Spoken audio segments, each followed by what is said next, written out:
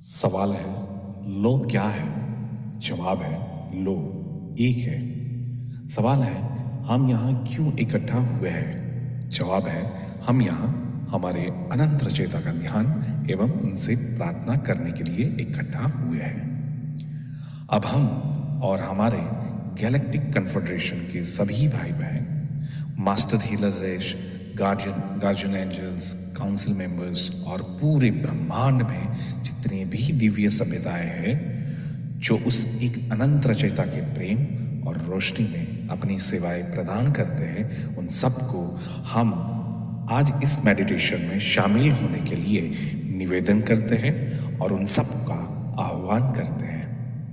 आज हम सब मिलकर जितने भी लोग आज मेडिटेशन कर रहे हैं उनको, उनके परिवार को और सभी सदस्यों को और वो सभी परिजनों को जिन्हें वो प्रोटेक्ट करना चाहते हैं, उन सबको हम अनंत रचयिता के प्रेम और रोशनी से शुद्ध करते हैं और उस सभी लोगों के आसपास और उनके घरों के आसपास उस अनंत रचयिता के प्रेम और रोशनी का एक बहुत बड़ा सुरक्षा घेरा बनाते हैं, जिसमें किसी भी प्रकार के विचार या व्यक्ति जो सिर्फ खुद की सेवा में कार्यरत हो, उन सभी व्यक्ति या विचारों को इस घेरे में आने से बिल्कुल प्रतिबंधित करते हैं, क्योंकि लो एक है।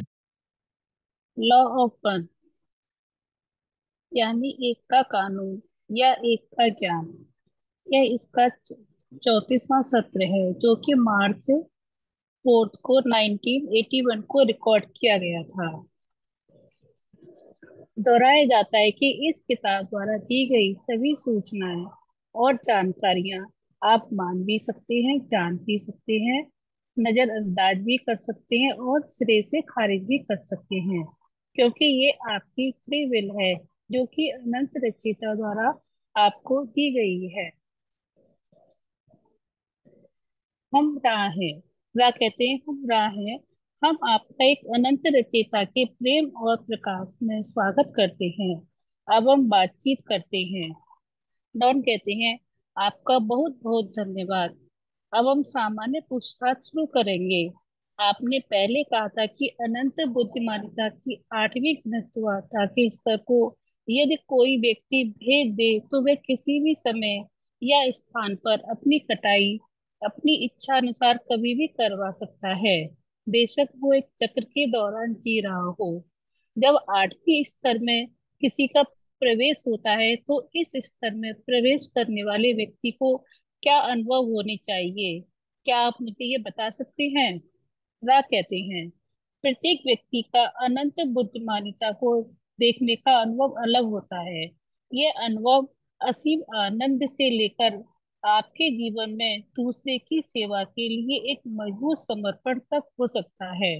वह व्यक्ति जो अक्सर अनंत बुद्धिमानिता तक पहुंचता है वो उस अनुभव को बयान न किए जाने वाले गहराई के रूप में महसूस करता है। हालांकि यह उस व्यक्ति के लिए यह सामान्य नहीं कि उसे तुरंत अपने जीवन को समाप्त करने की इच्छा हो, बल्कि यह संभावना अधिक होती है कि उसको इस अनुभव का उपयोग करके दूसरे से संपर्क करना या उन्हें सहायता देने की प्रबल इच्छा हो जाती है। अब डॉन पूछते हैं क्या आप ये बता सकते हैं कि मैंने 1964 के आसपास क्या अनुभव किया था। मेरा मानना है कि जब मैं ध्यान में था तो मुझे पता चला कि मैं एक अलग घनत्व और अलग ग्रह में हूँ और मैं उस ग्रह पर जाने का अनुभव करने लगा। क्या आपके लिए ये बताना संभव है कि वे कैसा अनुभव था। रा कहते हैं हम इसे आजादी के उल्लंघन के कारण पूरी तरह से नहीं बता सकते, इसलिए हम केवल इतनी सलाह दे सकते हैं कि इकाई, डॉन को इकाई बोला यहाँ पर, जो दूसरों के द्वारा शुरू किए गए सम्मोहन की प्रक्रिया का उपयोग नहीं करना चाहता था, फिर भी उसके पास इस प्रक्रिया से अपने अस्तित्व के बारे में समझने का मौका है। अब डॉन कहते हैं धन्यवाद। क्या आप कर्म को समझा सकते हैं। क्या कहते हैं कर्म की हमारी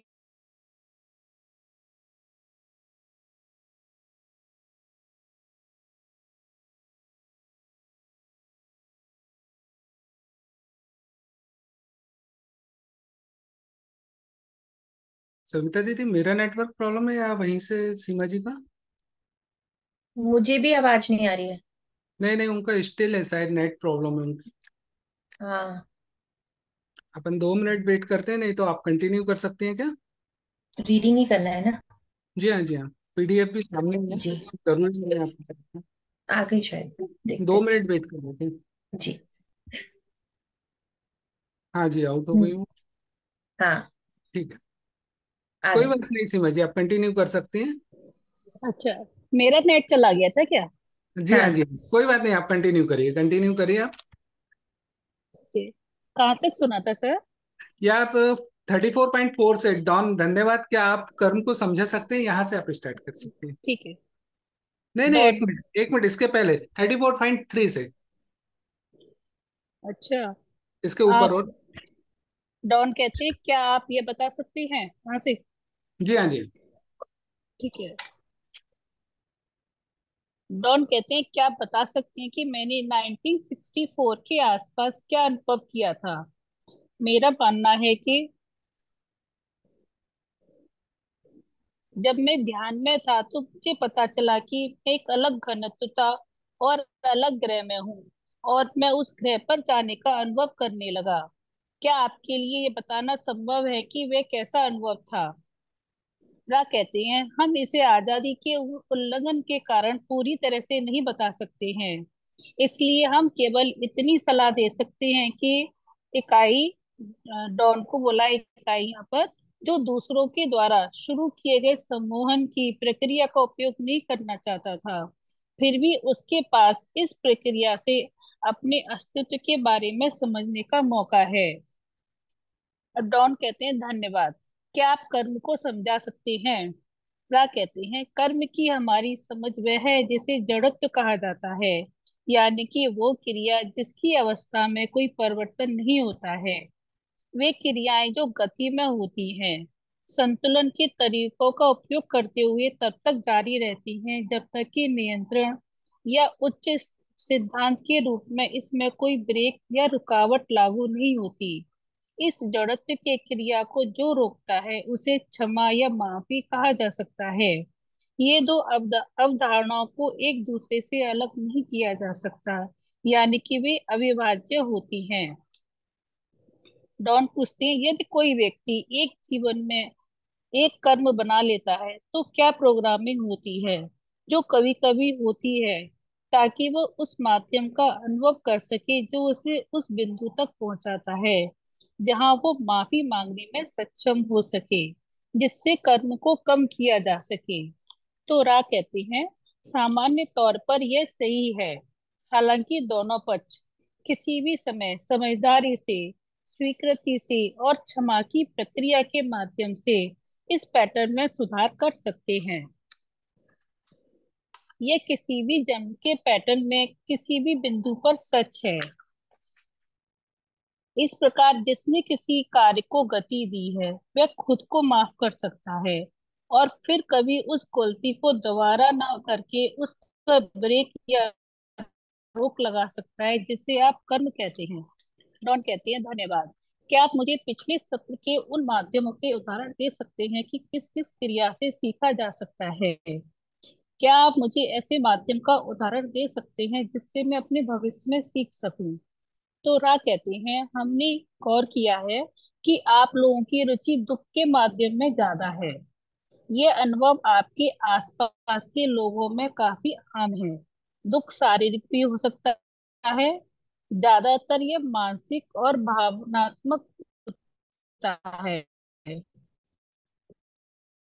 कुछ मामलों में ये दर्द इतना होता है जोर से होता है, होने वाले सबक अलग अलग हो सकते हैं।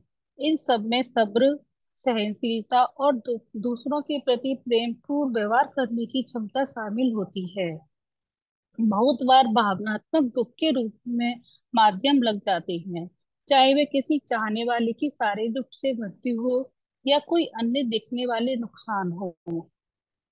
तब इसका परिणाम आसानी से उल्टा भी हो सकता है, जैसे कि कबड़ा कड़वाहट में कड़वाहट में धीरज खो देना, या खटास के रूप में भी हो सकता है। इन माध्यमों से गड़बड़ भी हो सकता है। ऐसे मामलों में एक्स्ट्रा माध्यम दिए जाते हैं ताकि आपको भविष्य में यह अवसर मिले कि आप खुद को सर्व पर्याप्त रचयिता के रूप में खोज पाए, जिससे सब कुछ है और जो खुशियों से भरा हुआ है। इसमें वैसे ज्यादातर ये होता है कि दुख में हमें ज्यादा अनुभव प्राप्त होते हैं। ये बिल्कुल सत्य है कि हम सुख के दिन तो बहुत आसानी से निकाल लेते हैं, लेकिन हमें ज्यादातर जो अनुभव होते हैं, सीखने को मिलता है, वो दुख में ही ज्यादा मिलता है। अब डॉन कहते हैं हम जिसे संक्रामक रोग कहते हैं, क्या वे हमारे भविष्य के संबंध में इस प्रक्रिया में कोई भूमिका निभाते हैं? रा कहते हैं ये तथाकथित संक्रामक रोग दूसरे घनत्वता की वो इकाइयां हैं जो इस प्रकार के माध्यम के लिए अवसर प्रदान करते हैं। यदि इस माध्यम की आवश्यकता नहीं होती है, तब वे दूसरी घनत्वता वाले जीव कोई प्रभाव नहीं डालते। यह सब सामान्य बातें ही हैं। आप कृपया ध्यान दीजिए, इसमें अनियमितताएं भी होती हैं ताकि हम हर परिस्थिति की बात न कर सके, लेकिन बस सामान्य चलन या चीजों के तरीकों के बारे में बात करें जैसा कि आप उन्हें अनुभव करते हैं। यानी कि हम सामान्य बातें ही बता सकते हैं। अब डॉन पूछते हैं जन्म दोष की प्रक्रिया इसमें क्या भूमिका निभाते हैं? रा कहते हैं ये आपके दिमाग शरीर के द्वारा किए गए प्रोग्रामिंग का एक हिस्सा है, जो तीसरी घनत्वता में दिमाग शरीर आत्मा में पूर्ण रूप से मैनिफेस्ट होता है। इन दुखों को कमियों के रूप में प्लान किया जाता है, जो कि उस अनुभव का हिस्सा है जिसे इकाई के हायर सेल्फ द्वारा लगाया जाता है। इसमें आनुवंशिक प्रवृत्ति आदतें भी शामिल हैं। धन्यवाद। क्या आप इसी प्रकार से मुझे उस व्यक्ति का उसके समाज के साथ संबंध के बारे में जानकारी दे सकते हैं? डा कहते हैं अब एक स्वयं को इसके पाठ मिल सकते हैं जो व्यक्ति के किसी भी ऊर्जा प्रवाह केंद्र को विकसित करते हैं। सामाजिक और स्वयं का आपसी व्यवहार अक्सर दूसरे और तीसरे ऊर्जा केंद्रों पर केंद्रित होता है। इस प्रकार समाज को फिर से बनाने या बदलने के प्रयास में सबसे अधिक सक्रिय वे हैं जो व्यक्तिगत रूप से सही होने की भावनाओं से काम कर रहे हैं, या ऐसे उत्तर हैं जो इसकी रूपरेखा में अधिक शक्ति डालेंगे। इसे हम नकारात्मक से सकारात्मक की दिशा तक की पूर्ण यात्रा के रूप में देख सकते हैं, जो कि दोनों स्थितियों में इन ऊर्जा केंद्रों का सक्रिय करेगा। कुछ लोग ऐसे भी हैं जिन्हें समाज की सहायता करने की इच्छा होती है, क्योंकि उनकी प्रकृति ग्रीन रे या उससे ऊपर की होती है। हालांकि ये इकाइयां इस तरह की समझ के कारण कम हैं, क्योंकि चौथे चक्र के सक्रिय होने के कारण उनमें यूनिवर्सल लव मुक्त रूप से देने की इच्छा होती है, बजाय उन पर नियम बनाकर शासन किया जाए। यहाँ तक कि वो लोगों को राजनीतिक ढांचे को ही बदलने की इच्छा रखते हैं। अब डॉन पूछते हैं एक व्यक्ति जो समाज सेवी है, समाज के लिए कुछ करना चाहता है, और उसी के विपरीत में एक व्यक्ति समाज में अपना साम्राज्य स्थापित करना चाहता है, जो लोगों को अपनी मुट्ठी में रखना चाहता है। इन दोनों तरह के व्यक्तियों के पीले चक्र यानी तीसरे चक्र की गतिविधि में क्या अंतर होगा? रॉ कहते हैं आइए हम दो ऐसी पॉजिटिव झुकाव वाले सक्रिय आत्मा को लें जो अब आपके भौतिक समय स्थान में नहीं है। पहले इकाई को अल्बर्ट के नाम से जाना जाता है, जो एक अजीब और एक बर्बर समाज में पैदा हुआ ताकि वे ठीक से खुद को हील कर सके। इस व्यक्ति ने बड़ी मात्रा में ऊर्जा यानी कि पैसा कमाया। इस व्यक्ति ने अपनी ग्रीन रे ऊर्जा का काफी इस्तेमाल एक हीलर के रूप में किया, और उसे अपने संगीत के यंत्र से काफी प्यार था जिसे ऑर्गन कहते हैं। इस संस्था की पीला चक्र या येलोरे चमकदार और क्रिस्टलीकृत थे, और इसके प्रयासों से उसने धन भी खूब कमाया। हालांकि हरे और नीले रंग की किरणें भी एक बहुत ही शानदार तरीके से सक्रिय थी। उसके ऊपर के चक्र सक्रिय होने के कारण नीचे की चक्र या ऊर्जा बिंदु भी संतुलित थी। और काफी चमकदार थे। अन्य उदाहरण उस इकाई का है जिसका नाम मार्टिन है। वह व्यक्ति काफी हद तक नकारात्मक ऑरेंज रे और येलो रे कंपनिता पैटर्न का था। हालांकि यह व्यक्ति ग्रीन रे ऊर्जा को खुला रखने में सक्षम बना, और इसके परीक्षण की गंभीरता के कारण इस व्यक्ति ने दूसरों की सेवा के प्रति अपनी निष्ठा दिखाई और पॉजिटिव की ओर अधिक झुकाव बना पाया। और इन्हीं के कारण इस व्यक्ति को काफी कठिनाइयों का सामना करना पड़ा, जो कि उसके लिए महान माध्यम साबित हुआ। अब डॉन पूछते हैं, क्या आप मुझे अल्बर्ट और मार्टिन के अंतिम नाम बता सकते हैं? क्या कहते हैं, इन इकाइयों को आप अल्बर्ट स्विट्जर और मार्टिन लूथर किंग के नाम से जानते हैं। डॉन कहते हैं, मैंने भी यही सोचा था कि यही नाम होंगे, लेकिन मैं निश्चित नहीं था। क्या आप मुझे उस प्रकार की जानकारी दे सकते हैं जो हमें अभी हमारे भविष्य में मिलने वाले आविष्कार हैं, जैसे गैजेट्स, खिलौने इत्यादि? क्या कहते हैं, इस विशेष उदाहरण से हम फिर से ज्यादातर ऑरेंज रे और येलो रे पर ध्यान केंद्रित करेंगे। नेगेटिव अर्थ में, आपके लोगों के बीच बहुत से गैजेट्स ऐसे हैं जिसे आप अपने संचार संबंधी यंत्र कहते हैं, और ऐसे खेल जो कम प्रतिस्पर्धी हैं। देखा गया है कि ये मन, शरीर, आत्मा, परिसर को निष्क्रिय रखने के लिए बनाए गए हैं, ताकि आपके येलो रे और ऑरेंज रे की गतिविधि बहुत कमजोर रहे। इस प्रकार अंततः यह ग्रीन रे को सक्रिय होने की संभावना को धीरे धीरे कम कर देती है। आपके अन्य गैजेट्स को एक टूल के रूप में देखा जा सकता है, जिससे कोई भी व्यक्ति अपनी भौतिक या मानसिक और कुछ मामलों में आध्यात्मिक क्षमताओं का पता लगाता है। इस प्रकार ऑरेंज रे को सक्रिय करता है, जिसे आप समूह में खेले जाने वाले खेल कहते हैं।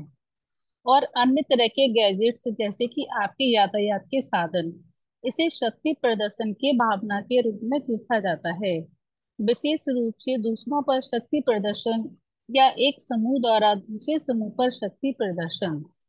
अब डॉन पूछते हैं, सामान्य तौर पर हमारे समाज में एक माध्यम के रूप में टेलीविजन का कुल मिलाकर क्या प्रभाव होता है? ना कहती हैं, आप लोगों के ग्रीन रे को नजरअंदाज किए बगैर इस माध्यम के द्वारा आपको सच्चाई और सुंदरता जैसी जानकारियां देने का प्रयास किया जा सकता है, जो कि आपके लिए यह शायद मददगार हो सकता है। परंतु हम ये बताना चाहते हैं कि इस गैजेट का कुल मिलाकर प्रभाव आप लोगों का ध्यान भटकाने तथा आपको निष्क्रिय रखने के लिए हो रहा है। डॉन पूछते हैं, क्या आप मुझे उसी प्रकार की जानकारी दे सकते हैं जिस पर हम अभी बात कर रहे थे, यानी कि युद्ध और युद्ध की अफवाहें, इसका असर हम पर किस प्रकार हो रहा है? रा कहते हैं, आप इसे अपने गैजेट के संबंध में देख सकते हैं। युद्ध और आपका संबंध कुछ ऐसा है। ऐसा व्यक्ति जो अभी परफेक्ट हो रहा है, उसकी बुनियादी अवधारणा है, यह किसी भी दिशा को चुनने की इच्छा में तेजी लाने का एक बड़ा मौका है। किसी इकाई का झुकाव नेगेटिव भी हो सकता है यदि वो किसी भी कारण से युद्ध प्रिय रवैया अपना ले।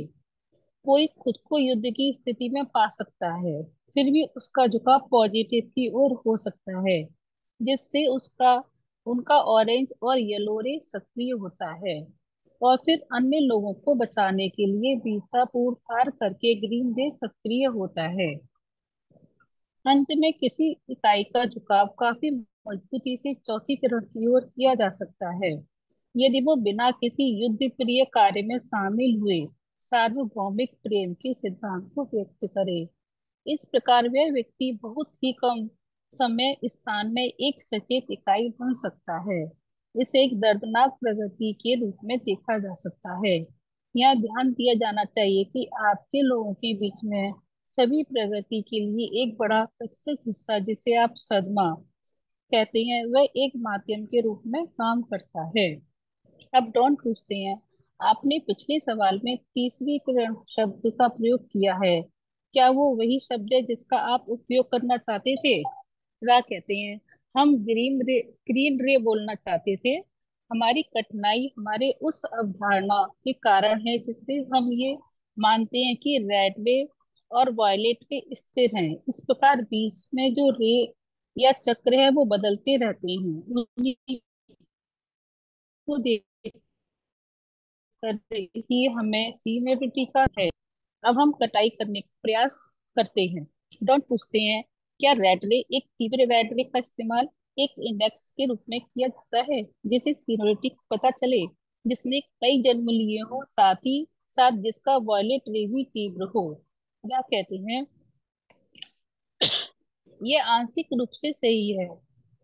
ग्रेजुएशन या कटाई चौथी घनत्वता में लाल किरण को केवल उसी के रूप में देखा जाता है जो सक्रिय होने के कारण कंपनता स्तरों में होने वाली सभी चीजों का आधार है। और इन सबका जोड़ वायलेट रे ऊर्जा है। ये वायलेट रे चौथी घनत्वता में जाने के लिए एकमात्र कारण है। कटाई योग्य चौथी घनत्वता नेगेटिव का आलंकन करने के लिए रेड रे के साथ साथ ऑरेंज और येलो रे की तीव्रता को काफी सावधानी से देखा जाता है, क्योंकि नेगेटिव की तरफ जाने के लिए काफी ताकत और इस ऊर्जा की आवश्यकता होती है। सोलर प्लेक्सिस के में अनंत रचयिता तक का प्रवेश द्वार खोलना मुश्किल है, इसलिए चौथी घनत्वता नेगेटिव में कटाई के लिए यह आवश्यक है। डाउन पूछते हैं, क्या यह संभव है कि आप जर्नल पैटर्न के उदाहरण का उपयोग करके मुझे बताएं कि उनके विकास पर युद्ध का क्या प्रभाव पड़ेगा? रा कहते हैं, ये इस सत्र का अंतिम पूर्ण प्रश्न होगा।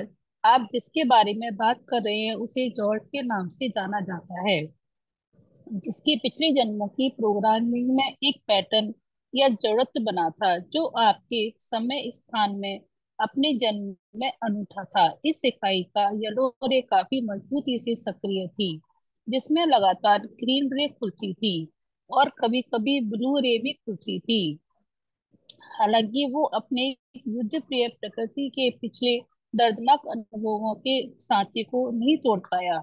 सच्चाई और सुंदरता में विश्वास की एकता के कारण इस इकाई ने अपने जीवन में कुछ हद तक पॉजिटिव की ओर झुकाव था। यह इकाई काफी संवेदनशील था। यह उस चीज के संरक्षण के लिए एक महान सम्मान कर्तव्य महसूस करता था जिसे वह सच्चा, सुंदर और रक्षा करने के काबिल समझता था। वह खुद को एक वीर व्यक्ति मानता था। वह अपनी ग्रीन रे को समझने की कमी के कारण कुछ हद तक नेगेटिव की ओर ध्रुवीकृत हो गया और उसने क्षमा सिद्धांत को अस्वीकार कर दिया जो सार्वभौमिक प्रेम में निहित है। इस व्यक्ति के जीवन का कुल जोड़ कंपनता के रूप में कुछ हद तक पॉजिटिव हुआ था, लेकिन वो कटाई योग्य नहीं बन पाया क्योंकि उसने जिम्मेदारी के कानून या तरीकों को अस्वीकार कर दिया था। यानी कि उसने सौहार्दपूर्ण प्रेम को अस्वीकार करके लड़ना बेहतर समझा। डॉन कहते हैं, इस व्यक्ति की मृत्यु, जो कि युद्ध की खत्म होने के लगभग तुरंत बाद हुई थी, क्या ऐसा इसलिए हुआ कि ताकि इसे कटाई के योग्य बनाने के लिए तुरंत पुनर्जन्म दिया जा सके? रा कहते हैं, यह बिल्कुल सही है। इस सत्र को हम यही समाप्त करते हैं। जैसा कि रा हमेशा कहते हैं, आदेन हमारे भाइयों, अब हम आपको एक अनंत रचयिता और प्रेम, उसकी रोशनी, शक्ति और उसकी शांति में छोड़कर चलते हैं। मैं अपना एनर्जी फील्ड सुरक्षित कर रहा हूं। मैं अपना ऑरा लॉक कर रहा हूं। मेरे शरीर, दिमाग, आत्मा और मेरा पूरा एनर्जी फील्ड अनंत रचयिता के असीम दिव्य प्रेम और रोशनी में हमेशा के लिए सुरक्षित है। अनंत रचयिता के असीम प्रेम और अनंत रोशनी से बना हुआ मजबूत सुनहरा कवच, जिसमें अनंत ब्रह्मांडों की शक्तियां समाहित है, ऐसा कवच मैंने धारण कर लिया है। ये सुनहरे सुरक्षा कवच के माध्यम से मेरे घर के तमाम सदस्य और मेरा घर संपूर्ण रूप से सुरक्षित है। जो अनंत रचयिता के प्रेम और प्रकाश में अपनी सेवाएं प्रदान करते हैं, ऐसे ब्रह्मांड की सभी दिव्य सभ्यताओं और मेरे सभी शुभ चिंतक जो मेरे लिए दिव्य प्रेम और शुद्ध पवित्र मन से जो मुझे आशीर्वाद देना चाहते हैं, वो तमाम दिव्य पवित्र चेतनाओं को मैं परमिशन देता हूँ कि जो मेरे साथ दिव्य रूप से कनेक्ट हो सके। बाकी तमाम प्रकार के वस्तु, विचार, व्यक्ति जो खुद की सेवा में ही कार्यरत हो, ऐसे अपवित्र भावनाओं से मेरे एनर्जी फील्ड में आना चाहे, उन तमाम एंटिटी या विचारों के उन रूपों को मैं प्रतिबंधित करता हूँ, क्योंकि ये मेरी फ्री विल है और यही अनंत रचयिता के एक का कानून है। I am protected. I am protected. I am protected. Thank you so much.